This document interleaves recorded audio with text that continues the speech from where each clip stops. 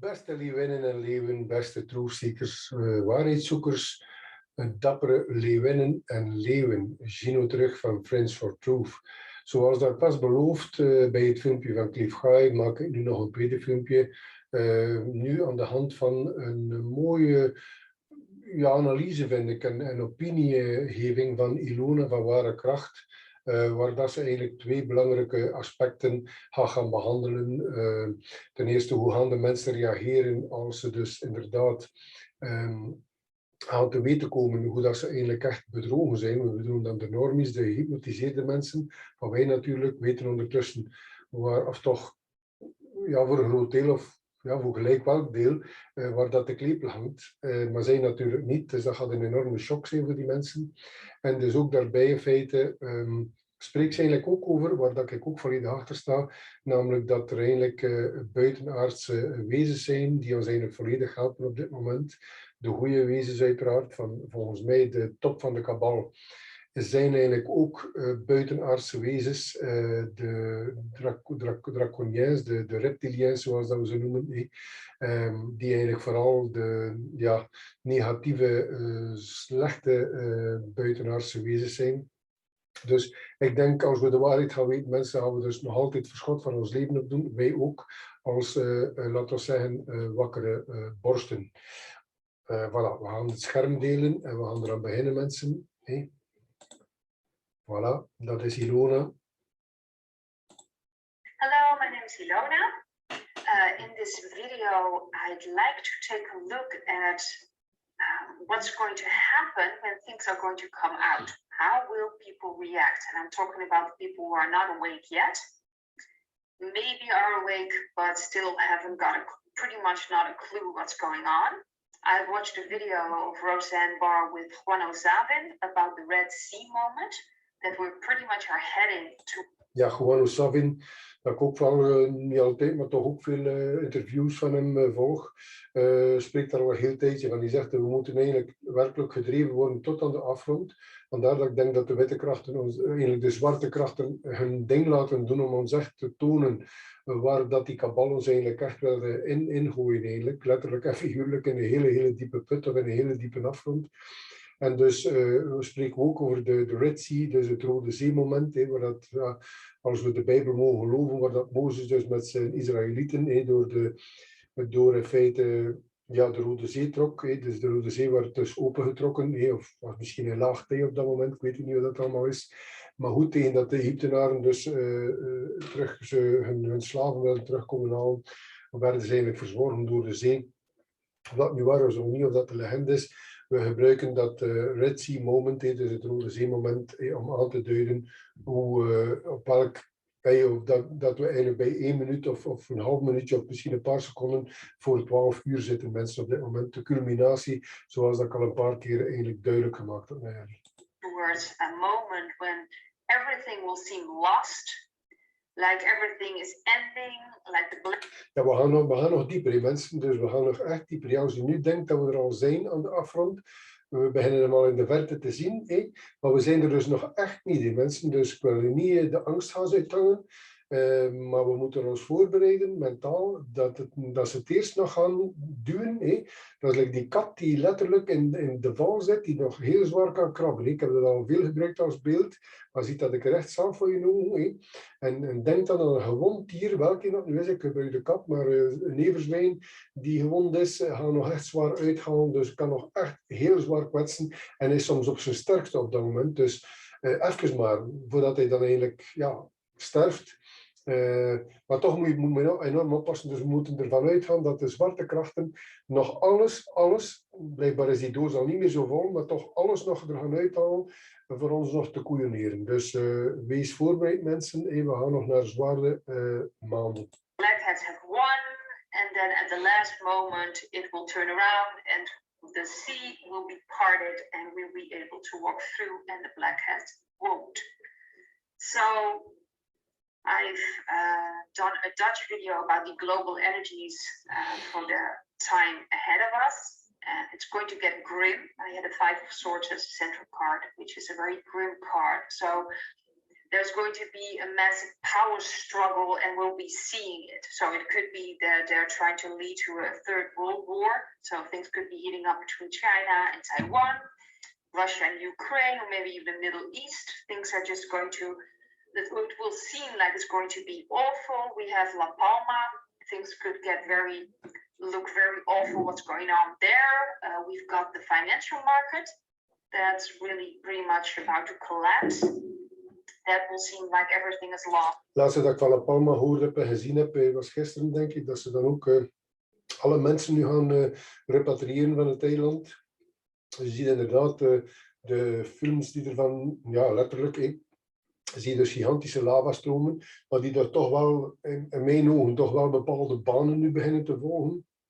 Dus ja, wat dat allemaal wil zijn, daar ken er natuurlijk technisch niks van, maar je ziet ze toch wel banen volgen, dat toch niet overal gaat, die lava, dat gaat dus een bepaalde dingen. Dus is dat nu goed heen of niet, dat weet ik niet.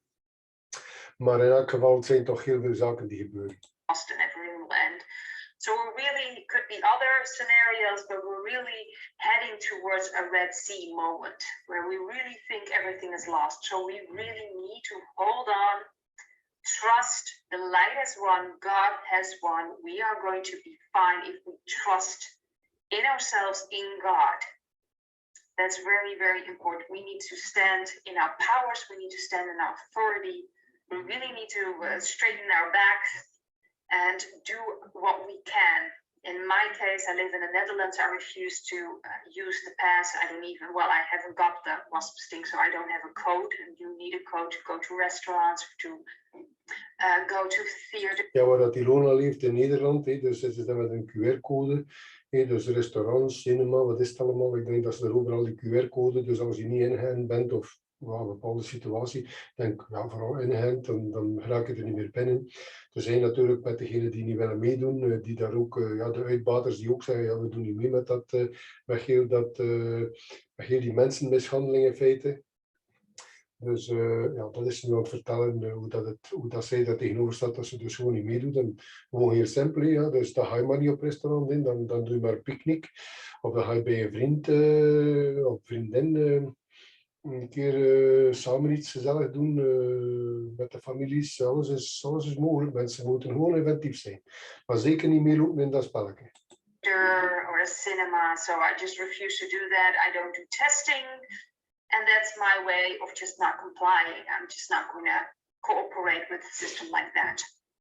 And we all have to do our share. Some people are in very awful situations, so my heart goes out to you, especially when you, have to choose between your work, you're having food on the table, or taking the wasp sting. I truly hope you will do what's right for you and really do what's right for your soul. So I already mentioned there are a lot of wasp stings, a lot of badges around, but I wouldn't try any of them because really it's Russian. Ja, dat hoor je veel door analisten, maar ik denk dat er niemand echt weet wat ze aan het vertellen zijn. Bepaalde zeggen dat dus de whiteheads, de witte krachten, bepaalde badges noemen ze dat, dus loten van inentingen hebben kunnen vervangen door goede. Anderen zeggen dat er inderdaad bepaalde zoutoplossingen gegeven worden. Anderen natuurlijk daarnaast dus de hele slechte loten natuurlijk, die dan de vuiligheid in de mensen spuiten. Daar zou ik inderdaad, zoals dat ze zelf ook zeggen, absoluut niet op rekenen mensen. Want het is absoluut niet zeker dat er daar iemand weet dat er daar goede of slechte loten tussen zitten. Dat is allemaal, en de een geeft het door aan de andere, en dan op een einde heb je gezegd, het zijn veel analisten, maar ja, ze hebben het allemaal van dezelfde bron gehoord, dus zo gewoonweg de juiste beslissing nemen, mensen. So you have no idea what you're going to get, you have no idea what it's going to lead to. So my heart goes out to people who are really in a situation, a very tough situation, and I hope you will stay true to your soul and do what's best for you, and of course also for your children or family. I'd like to take a look at the people who will probably be forced to kind of wake up when things are going to come out. What is going to happen? Ja, ze kijken met de kaarten, dus als de waarheid eigenlijk publiekelijk volledig een tsunami zal over de gehypnotiseerde mensen komen, hoe gaan die mensen daar in feite op reageren? Dus ja, voor mij, ik heb dat al gezegd, ik zie ze in schok gaan, ik zie ze in hele zware depressiviteiten gaan, ik zie ze ook zeer kwaad worden, een aantal mensen, zeer kwaad, want ze hebben misschien familieleden verloren, ze hebben misschien bepaalde familieleden die sterven of die ziek waren, die mogen gaan bezoeken in het hospitaal, of niet mogen op de begrafenis zijn, en zo verder en zo verder. Dus zie heel veel mensen heel kwaad worden. Ik zie zelfs ook mensen die misschien wel zichzelf gaan onttrekken aan het leven. Ja, je hebt dan andere mensen die sneller gaan mee zijn in de schwung en die ook altijd sneller zich kunnen aanpassen. Dus te zien, iedereen heeft zijn eigen aanpassingsvermogen. What the cards will say.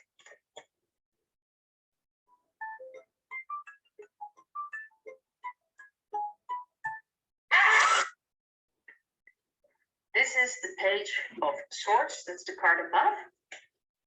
This is the Knight of Cups. This is the Nine of Swords in the past. This is the Justice card. And the card in the future will be the Ten of Wands. So the central card is that this will for them be, well, you could see it like a gift, so to speak. He's giving away a cup. This will be information for them to open themselves up, to learn things, because that's also the influence from the Page of Swords. The Page of Swords is someone who's open and eager to learn. So for them, it will be an opportunity to learn about themselves, to learn about the connection with themselves, about feelings and trusting their intuition. Dus het eerste ziet dat die mensen natuurlijk ook op dat moment, en wij ook uiteraard ook nog als er meer informatie echt blootkomt, dan gaan we dus meer intuïtief worden, meer leren van onszelf, weer terug contact meer hebben met onszelf, met ons hogere zelf en met originele connectie met God. It will be about reconnecting with their soul. They will have that opportunity. But if they'll take that opportunity, will be up to them, and it will also be up to the vibrational, how do you say that, level they are on. So if they're capable of understanding fully what's going on and what's not, if they can connect with their souls again. So this is justice, about balancing things. This is also for the stars and Libra, so it's very about harmony and balancing things. So they'll get that opportunity. They'll get the opportunity to really understand what has been going on for centuries and to understand what has happened to them. Ze gaan in feite de opportuniteit krijgen, zegt ze, zoals dat wij ook, ja, ik was ook maar vanaf maart 2020, zoals dat we allemaal krijgen. We moeten natuurlijk wel op een bepaald moment in die zure appel, want op het eerste moment is dat een zure appel, maar dan wordt het natuurlijk een hele mooie appel als je het ziet dat je zegt, ik heb hier het recht om dat mee te maken, die Great Awakening, terwijl ik hier op de aarde ben. Maar dus die gehypnotiseerde mensen gaan allemaal die mogelijkheid krijgen, maar ze dan natuurlijk afhangen, en dat weten wij ook allemaal, hoe dat die mensen trillen. Gaan ze inderdaad de opportuniteit dat ze krijgen voor die informatie, dat we reeds eeuwen, of ik zeg altijd, ik ben volgens mij heel juist duizenden en duizenden jaren in slavernij zit, gaan ze die opportuniteit nemen? Of gaat er nog een keer aan plus, niet tegenstaande dat ze al die informatie officieel krijgen, dat ze toch nog altijd met cognitieve dissonantie zitten en het niet willen accepteren, het gaat ervan afhangen hoe dat zij ingesteld zijn eigenlijk als mensen. So this will be an opportunity. In the past, they weren't ready for this. So when the moment's there, most of them will be ready. I do have a feeling that the people who really aren't ready at all will leave this plane. Really will not match with the higher vibrations that we are going to be in. Like the 4 for 5D, it just depends on your perspective, but we are going to a new world, completely different world, from connecting from our hearts, from our intuition. So a lot of people will not be able to handle that, so they will go their own ways. This is the past, by the way. Een aantal mensen, zegt ze, die nu niet kunnen aanvaarden, die dus nu het wegwimpelen, gaan dan nog blijven wegwimpelen, gaan het dus niet kunnen aanvaarden. En dat zijn ook wel de mensen, zegt ze, die eigenlijk het earthplane, dus de aarde gaan verlaten eigenlijk. So there is a lot of stress. So before that opportunity will be presented to them, it will be a very stressful situation. Like I mentioned, I believe there will be like a Red Sea moment, a almost like a near-death moment where everybody thinks, oh, everything's lost or we're about to die or something awful is going to happen, then everything will open up. There will be a possibility to, something will be shown, information will come out, people will really start to see what's going on, also with the wasp sting, everything that's going on. And it will be an opportunity then for them to learn, really to open themselves up, and it will be to them, if they're ready for it or not, if their vibration will be able to sustain it. It's very important for the people that are awake to help them, to support the ones. Wat ik ook al zoveel mogelijk gezegd heb, we gaan echt wel moeten klaar zijn en niet spreken van schapen en die schapen al lieren. Ik heb dat ook gedaan in mensen op het begin. Was ik altijd kwaad op iedereen die niet wilde, die niet verstond. En ja, schapen al lieren en dit al daar. En ik doe dat niet meer. Ik spreek van gehypnotiseerde mensen, maar dat is de echte waarheid. Ze zijn gehypnotiseerd en de een geraakt sneller uit zijn hypnose. En de ander heeft meer tijd nodig en de ander gaat er nooit uit geraken. Wat dat dan spijtig is natuurlijk. Maar we gaan moeten inderdaad, op het moment dat die echte informatie publiekelijk keihard gaat naar hun gebracht worden, als ze in die shock komen, als ze in die angst en in die kwaadheid en zo verder gaan wij moeten, de wakkere leeuwen en leeuwinnen gaan echt moeten klaar zijn met een hele zware empathie, een zwaar compassieus in feite, echt bereid zijn met een open hart om die mensen te helpen. Degene natuurlijk die dan ook op dat moment dat ze de informatie weten, ook wel echt wel willen geholpen worden. En dat is dan nog, we gaan dat zien. Who are open to help, who want help, who are open and not hostile towards people that are awake. People that really want to understand, they need help, they could be confused, they could be very angry as well. It's very important to understand that if people start to realize what has happened, especially with the wasp sting, a lot of them has even given the wasp sting to their children. If they're fully beginning to understand. Ja, dat spreekt van die kwaadheid, daar heeft ze het nu ook over, maar stel je keer voor, er zijn inderdaad ouders die zelf de inentingen genomen hebben, die dan ook hun kinderen laten die inentingen nemen. En op een bepaald moment gaan ze dus tot de complete waarheid komen en dat gaat doorzeppen bij hun, dat ze dus eigenlijk ongelooflijke dingen gedaan hebben in feite. En kan je garanderen, degenen die het gedaan hebben, ze gaan echt moeten vragen voor in de gevangenis te zitten, dat ze beveiligd zijn, want anders zie ik het echt niet zitten voor die mensen hoor. Understand what they've done to their own children and the damage that could come out of that, that will be very difficult to handle. So do expect people to get very upset, very angry, very sad. You could have people that might even start to take their own lives. So it's very, very important to help them out, to balance them out, but it will be up to them and their vibration, and it's going to be tough. It's going to be a tough period ahead. Ja, dus als je dat filmpje van de pas van Cliff High bekijkt, dus die ook zegt, we gaan nog hele zware maanden. En nu zegt ze ook, we gaan dus nu going to be tough. Dus weer hetzelfde, dus dan ik zeg heel zwaar, tough. Dus ook zij ziet met de kaarten dat we naar zware tijden gaan. I think I already mentioned that in the Dutch video, and I got it from this card reading as well. This is going to be very tough. It will almost zeer zwaar. Will be very tough for a lot of people to handle everything. Some of them will be completely confused and won't even know what to do now. They'll be like completely stunned by everything. They'll be like, ze gaan echt steun nodig hebben van ons mensen. Steun. I don't know. It will be a shock to their system. So then it's very important to be open, to give them a helping hand, to support them. Not to stand there and like, well, we were right. See, we were right all along. You're not going to help anyone with that. You're not going to help anyone with that.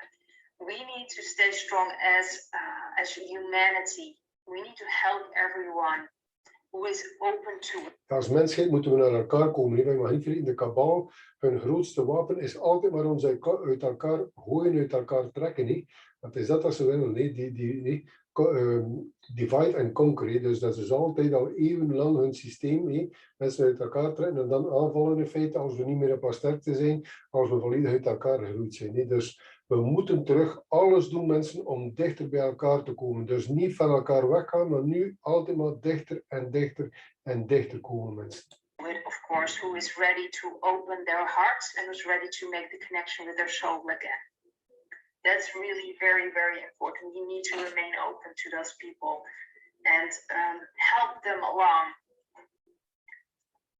And there's something else I'd like to talk about, which is a bit, well, I woke up, I think it's 2 nights ago, and I kind of just had a feeling I had to go outside. I have a very small garden, like a little, how do you say that? Well, a little garden, so to speak. So I just went out and I looked up and I had a feeling there was a spaceship above me. Of course, I have no proof. I can't say I took a picture or anything. It was more of a feeling that I had, like there's a spaceship above my house. It was a very strange feeling, so I took some time to just kind of process it. I live by myself, I'm single, so it's not like... Dus Ilona zegt, ja, een paar dagen terug in feite, als ze inderdaad het gevoel, ja, het is een medium natuurlijk, dus het gevoel, en ze ging buiten in haar klein tuintje, en ze had het gevoel dat er eigenlijk echt een ruimteschip boven haar huis ging. Mensen lachten niet mee, ik ben daar volledig mee akkoord. Ik zei nu al niet dat dat nu per se bij Ilona zo was. Ik kan daar natuurlijk niet veel over zeggen, ik luister naar Ilona. Maar het komt erop neer dat er daar zodanig veel wereldwijd, dus dat is geen uitzondering wat dat Ilona nu zegt. En ik ben ervan overtuigd dat we dus absoluut als mensen niet de enige wezens zijn in deze galaxies en dan universa, multiversa. Dus zodanig, je kunt zelfs met mensen kun je dat niet bevatten eigenlijk, hoe groot dat is. Dus, en dat wij dan zogezegd de enige zouden zijn. En als je dan zo inderdaad kunnen aanvaarden dat er uiteraard wezens zijn die al veel langer bestaan dan wij als mensen. Want de mensen blijken op niveau van universa, zouden wij een van de latere talen zijn die in feite ja, tot schepping gekomen zijn. Ja, dan kun je toch begrijpen dat er wezens zijn van heel andere galaxies, universa, noem maar op, die heel andere, sterkere technologieën hebben dan wij. Die met andere woorden kunnen reizen, zoals misschien knip en ze zijn hier. Dus ja, goed, we luisteren verder naar Ilona, maar ik vind dat het zeker niet, dat we dat zeker niet licht kunnen overhouden. I could call someone. I was like, hey, you see this spaceship as well, so do with it what you want. Like I said, I don't have any proof. I didn't want to wake up my neighbor, and so it was in the middle of the night. But it was a very strange feeling. And it's not like I actually saw it. It was more of a sense that it was there and I could almost see it. It was a very strange feeling. So I really want to look at the off-worlders, who are, of course, helping as well. They're part of the Whiteheads as well. Yep. Just like anyone that's waking up is part of the Whiteheads. We are all part of the Whiteheads, just by waking up and opening ourselves up. So I'd like to see how they're going to help us. Ja, zoals als ik zou daar aan doen, aan mijn filmpje van Cliff Guide aan kijken dat ik vandaag gemaakt heb. Dus wat dat hij ook zegt is, we hebben de Oostlander, de Barbarians. Dat zijn wij natuurlijk, de niet-inhenten. Dan heb je de Serfs, dus ja, de mensen die zich wel laten meesleuren in dat spel. En eigenlijk, hoe je dat nu hoort, is juist hetzelfde als je zegt in feite. Dus komt altijd maar terug en ja, komt altijd maar terug, mensen. You have a feeling they are already involved in a lot of things concerning, of course, cleaning out the dumps and everything now with La Palma, with the weather. Dus cleaning out the dumps, zegt ze, de dumps, DUMB. Voor de mensen die dat niet zouden weten, uiteraard jullie altijd hetzelfde moet zeggen, jullie dappere leeuwinnen en leeuwen natuurlijk, niet jullie weten dat dat is. Maar voor de andere mensen die voor de eerste maal luisteren, dump is in feite DUMB. Dat zijn deep underground military bases. Maar ondertussen is dat niet alleen military bases, maar ook heel veel kabalbases die door de eeuwen heen gecreëerd geweest zijn. Vooral hun veiligheid te doen, mensenhandel, kinderhandel. En dan ook om zichzelf weg te steken natuurlijk.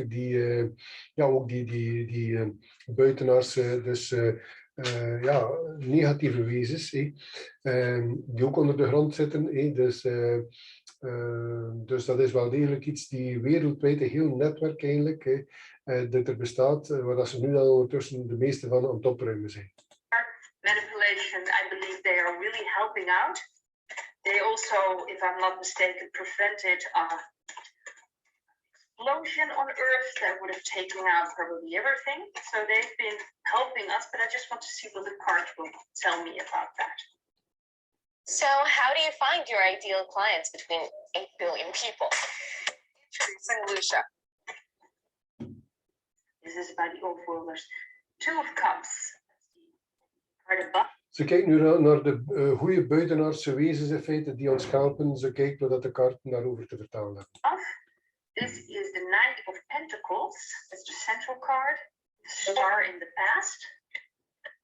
This is the Knight of Wands.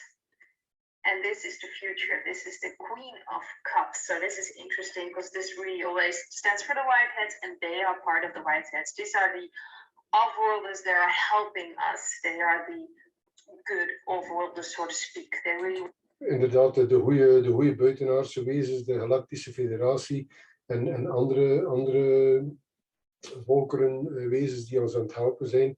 Want uiteraard die negatieve, slechte reptiliëns, draconiëns, die hebben ook natuurlijk veel hogere technologieën dan wij hebben. Dus we zouden die nooit kunnen verslaan. Dus we hebben sowieso de hulp nodig van onze broeders en zusters, buitenaardse wezens die ons nu momenteel aan het helpen zijn om de aarde vrij te maken van al die negatieve krachten.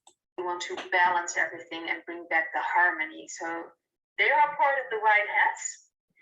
And they are very thorough. So this is the central card. This is the Knight of Pentacles. They are very thorough, following a plan. So I do believe that they are instructed by higher dimensions, by spiritual dimensions, or probably even God the Creator. Well, it's the God the Creator, so not the God the Satanists are talking about. We're talking about the real God, the consciousness. I believe they are following that plan. They are following and instructing. So they're waiting for instructions what to do. And they're very, very thorough. Like I said before, they don't have time like we do. It's pretty much invented time. So they live on a completely different time. Ja, de tijd in feite zou niet bestaan buiten de aarde, want de aarde is een zeer zware omgeving eigenlijk. Het is dat we zijn zwaar. We kunnen, als we bijvoorbeeld nadenken over iets, bijvoorbeeld je hebt ooit een mooie reis en je zegt, ik ben nooit naar Tenerife of ben in Indië geweest, of noem maar op. En wij moeten er maar aan denken, die avond daar, boem, en je zit er weer. Dus met andere woorden, dat soort zaken, onze gedachtengang en dergelijke, dat vliegt, kan niet zijn in een seconde, maar veel minder, veel sneller nog. Hetzelfde buiten onze aarde. Onze aarde, wij zelf zijn zware wezens, ook de dieren en zo verder. Het is allemaal zwaar, denselijke wat ze noemen hier op de aarde. Maar buiten dat natuurlijk is dat soms heel anders. Scale, but they are helping out. That's what the Knight of Pentacles is also about. Practical. They're very practical. They help out. They truly believe they clean out. They're helping out to clean the dumps. They're helping out to clean up the blackheads, to make sure that the things that they wanted to do will not happen. I believe they've been helping out in a lot of things. They're here to heal. This is the Two of Cups. They really are here to bring healing, to bring balance. That's very, very beautiful. And in the future, the Queen of Cups is, again, a cup card, is about emotions, feelings, connecting. And that's what they do. They're bringing back, in essence, the female principle of loving and caring. Ja, dat hoor je van veel channelers, maar ook van andere mensen die intuïtief bezig zijn. Dat we terug naar de vrouwelijke energie gaan. Dat wil niet zijn zoals dat een vrouw kan ook eventueel, zeg je vrouwen die veel te veel mannelijke energie en die er al voor mannen uitzien. Je hebt dan mannen die er halve vrouwen uitzien. Je hebt dan de mannen, ja, dus je hebt er alle soorten gradaties in. Maar het komt erop neer in feite dat terug die vrouwelijke energie die volledig verdwenen is, of toch heel veel verdwenen is op onze aarde, dat we terug naar de volledige vrouwelijke energie gaan. Dus de compassieuze, de empathische energie, de energie zoals bijvoorbeeld de moeder is met de kinderen, altijd compassieus, altijd opnieuw klaarstaan voor te helpen en zo verder. Ja, deze goede energie zal eigenlijk het Aquarius-tijdperk, terug 26.000 jaar, die voor ons ligt, dat uitmaken eigenlijk. En niet meer die mannelijke energie die nu heerst met oorlogen en ego's en dat. Nee, we gaan naar een heel andere tijd, mensen, een heel andere wereld. And balancing things out, because it needs to be balanced. We need the, how do you say that, the sacred masculine principle, and we need a sacred feminine principle. We need them in balance. We need them both. Yeah. So that's what they're bringing here. And I do believe, especially also with the star in the past, they've been helping us quite more on how do you say that, not in the forefront. They've been helping us in the background. So I do believe that they will be stepping forward more in the future, but it will depend on... Ze ziet ze ook meer en meer op de voorgrond komen. Ik heb dat al gehoord van anderen ook. Dus dat we op een bepaald moment echt wel met ons gaan interactie hebben op een heel normale manier eigenlijk. Wat dat nu natuurlijk dat stilletjes aan moet groeien, want anders zouden wij misschien schrik hebben dat we niet weten hoe dat we er moeten mee omgaan. Maar dat moet stelletjes aan opgebouwd worden. Dat zijn onze broeders en zusters, dat we er ook op een goede manier, zoals dat wij met elkaar omgaan en met onze dieren, dat we ook met die andere wezens zijn, buitenaardse wezens, ook perfecte relaties kunnen aangaan. When we are ready for that, and then they will step forward, but they will be helping us. So when everything is going to happen and things are, how do you say that, our truths will come out, people will start to understand what is happening, and we will have to rebuild everything. We have to really, the entire system has to be rebuilt. Education, the legal system, political system, alles moet daar gebouwd worden. Food system. I'm talking about a gigantic, completely rebuilding the world. They will help us with that. Maybe first. Dat heb ik al meerdere malen gezegd, ook dus heel onze structuren, al onze structuren, onderwijs, politiek, financieel, verzekeringstechnisch, voeding, water. Ja, noem maar op mensen, hoe dat we met de kinderen omgaan, alles, hoe dat we met elkaar omgaan, alles onze sociale structuren, En dus wat zegt ze in feite, dat moet zo, voor mij alles moet veranderd worden, alles mensen. Nee, dus het gaat niets meer blijven rechtstaan. Natuurlijk onze huizen wel, ik bedoel niet dat de stenen aanvallen, ik heb dat al veel gezegd, ik bedoel de structuren, die mensen. Dus dat gaat allemaal veranderen. En zij zijn nu dat dus de buitenaardse wezens daar volop mee gaan helpen. Maar dat gaat dus veel vanuit de background, dus vanuit de achtergrond zijn. Maar ik denk persoonlijk, op het moment dat we dat vertrouwen kunnen opbouwen met hen, dat dat ook op de voorgrond zal gebeuren. Ook. First on the background, but as soon as people are ready to accept them, they will probably step forward and they will bring this beautiful new principle. Well, it's not new, it's a principle we kind of forgotten about, and they will help us with that. Of course, when we connect to our soul, we are connected again also to this sacred feminine principle. So if we are raising our vibrations, we will be able to welcome them, because it's depending on how far we will be able to raise our vibrations. So the sooner we will raise our vibrations and start rebuilding things, the more they will help and they will step out and we will actually be able to meet them. It will be very exciting. I'm really looking forward to that. I'm not sure how long that will take. It's about who will be able to process it. And there are people right now, or for a very long time, who have been needing of worlders. So, but this is really for the public, for more people, that they will come forward when the time is right, when the vibration is right. But they are helping already. They've been helping us for quite some time.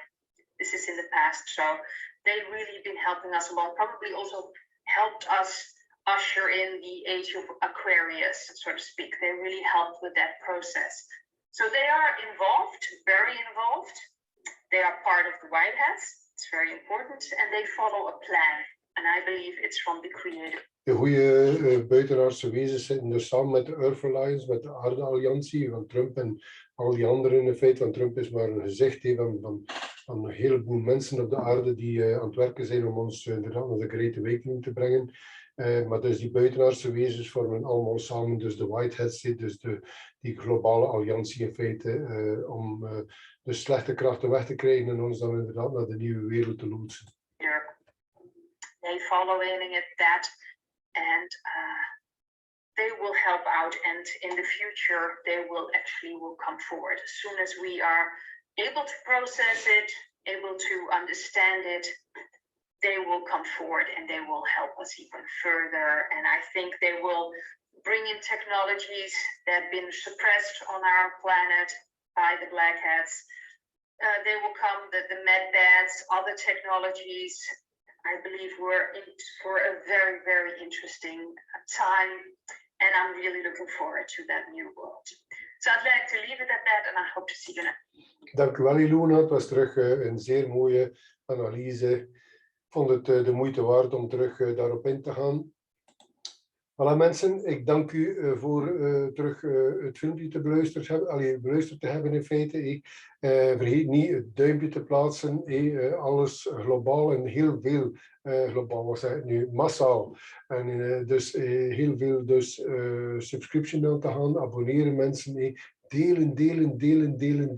Laat een ander ook meegenieten van het plezier. En ook een notificatiebelletje aanduiden dat je altijd ingelicht wordt van nieuwe filmpjes. Dank u wel mensen en tot het volgende filmpje. En wat ik nog wilde zeggen, ja, je weet ook, je kunt ook rechtstreeks bij Ilona natuurlijk gaan abonneren. En dan kun je ook al haar Nederlandstalige en andere filmpjes allemaal rechtstreeks beluisteren. Dank u wel en tot het volgende filmpje. Dag!